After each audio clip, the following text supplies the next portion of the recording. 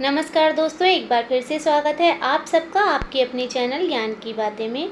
आइए दोस्तों, आज हम गुरुवार की बृहस्पतिवार की व्रत कथा सुनते हैं जो कि पौराणिक है। गुरुवार व्रत करने से बृहस्पति देवता प्रसन्न होते हैं। ये व्रत अत्यंत फलदायी है। अग्नि पुराण के अनुसार अनुराधा नक्षत्र युक्त गुरुवार से आरंभ करके 7 गुरुवार व्रत करने से बृहस्पति ग्रह की हर पीड़ा से मुक्ति मिलती है। तो दोस्तों, चलिए हम कथा स्टार्ट करते हैं। और कथा स्टार्ट करने से पहले आप लोगों से निवेदन करती हूँ कि कथा को बीच में छोड़कर बिल्कुल ना जाएं, कथा को लास्ट तक जरूर सुनें। चलिए कथा स्टार्ट कर लेते हैं। प्राचीन समय की बात है, एक नगर में एक बड़ा व्यापारी रहता था। वो जहाज़ों में माल लदवाकर दूसरे देशों में भेजा करता था। वह जिस प्रकार अधिक धन कमाता था उसी प्रकार जी खोलकर दान भी करता था। परंतु उसकी पत्नी अत्यंत कंजूस थी। वह किसी को एक दमड़ी भी नहीं देती थी। एक बार सेठ जब दूसरे देश व्यापार करने गया तो पीछे से बृहस्पति देव ने साधु वेश में उसकी पत्नी से भिक्षा मांगी। व्यापारी की पत्नी बृहस्पति देव से बोली, साधु महाराज, मैं इस दान और पुण्य से तंग आ गई हूँ। आप कोई ऐसा उपाय बताएं जिससे मेरा सारा धन नष्ट हो जाए और मैं आराम से रह सकूं। मैं यह धन लुटता हुआ नहीं देख सकती। बृहस्पति देव ने कहा, हे देवी, तुम बड़ी विचित्र हो। संतान और धन से कोई दुखी होता है क्या? अगर अधिक धन है तो इसे शुभ कार्यों में लगाओ। कुंवारी कन्याओं का विवाह कराओ, विद्यालय और बाग बगीचों का निर्माण कराओ। ऐसे पुण्य कार्य करने से तुम्हारा लोक परलोक सार्थक हो सकता है। परंतु साधु की इन बातों से व्यापारी की पत्नी को खुशी नहीं हुई। उसने कहा, मुझे ऐसे धन की आवश्यकता नहीं है जिसे मैं दान दूं।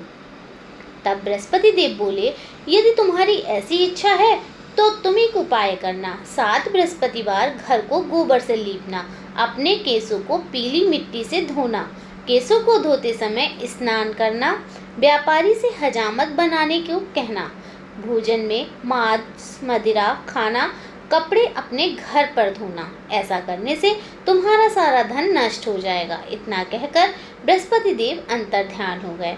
व्यापारी की पत्नी ने बृहस्पति देव के कहे अनुसार 7 बृहस्पतिवार वैसा ही करने का निश्चय किया। केवल 3 बृहस्पतिवार बीते थे कि उसी समस्त धन संपत्ति नष्ट हो गई और वो परलोक सिधार गई। जब व्यापारी वापस आया तो उसने देखा कि उसका सब कुछ नष्ट हो चुका है। उस व्यापारी ने अपनी पुत्री को सांत्वना दी और दूसरे नगर में जाकर बस गया। वहाँ वह जंगल में लकड़ी काट कर लाता और शहर में बेचता। इस तरह वह अपना जीवन व्यतीत करने लगा। एक दिन उसकी पुत्री ने दही खाने की इच्छा प्रकट की, लेकिन व्यापारी के पास दही खरीदने के पैसे नहीं थे। वह अपनी पुत्री को आश्वासन देकर जंगल में लकड़ी काटने चला गया। वहाँ एक वृक्ष के नीचे बैठ अपनी पूर्व दशा पर विचार करके रोने लगा। उस दिन बृहस्पतिवार था। तभी वहाँ बृहस्पति देव साधु के रूप में सेठ के पास आए और बोले, हे मनुष्य, तू इस जंगल में किस चिंता में बैठा है? तब व्यापारी बोला, हे महाराज, आप सब कुछ जानते हैं। इतना कहकर व्यापारी अपनी कहानी सुनाकर रो पड़ा।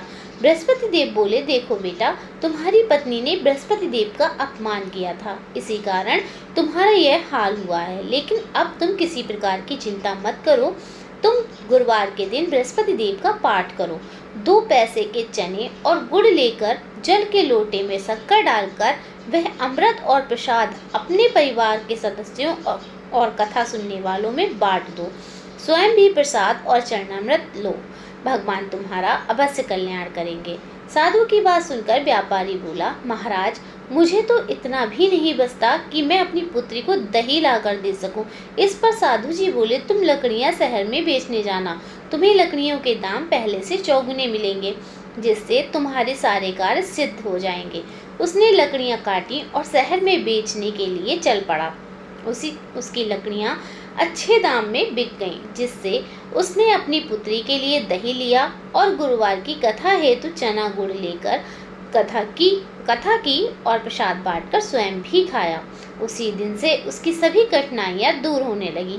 परंतु अगले बृहस्पतिवार को वह कथा करना भूल गया। अगले दिन वहां के राजा ने एक बड़े यज्ञ का आयोजन कर पूरे नगर के लोगों के लिए भोज का आयोजन किया। राजा की आज्ञा अनुसार पूरा नगर राजा के महल में भोज करने गया, लेकिन व्यापारी व उसकी पत्नी तनिक विलंब से पहुंचे। अतः उन दोनों को राजा ने महल में ले जाकर भोजन कराया। जब वे दोनों लौट कर आए तब रानी ने देखा कि उसका खूंटी पर हार टंगा हुआ था जो कि गायब हो गया है। रानी को व्यापारी और उसकी पुत्री पर संदेह हुआ कि उसका हार उन दोनों ने ही चुराया है। राजा की आज्ञा से उन दोनों को कारावास की कोठरी में कैद कर दिया गया। कैद में पड़कर दोनों अत्यंत दुखी हुए। वहां उन्होंने बृहस्पति देवता का स्मरण किया। बृहस्पति देव ने प्रकट होकर व्यापारी को उसकी भूल का आभास कराया और उन्हें सलाह दी कि गुरुवार के दिन कैद खाने के दरवाजे पर तुम्हें 2 पैसे मिलेंगे। उनसे तुम चने और मुनक्का मंगवाकर विधि पूर्वक बृहस्पति देवता का पूजन करना, तुम्हारे सब दुख दूर हो जाएंगे। बृहस्पतिवार को कैद खाने के द्वार पर उन्हें 2 पैसे पड़े मिले। बाहर सड़क पर एक स्त्री जा रही थी। व्यापारी ने उसे बुलाकर गुड़ और चने लाने को कहा।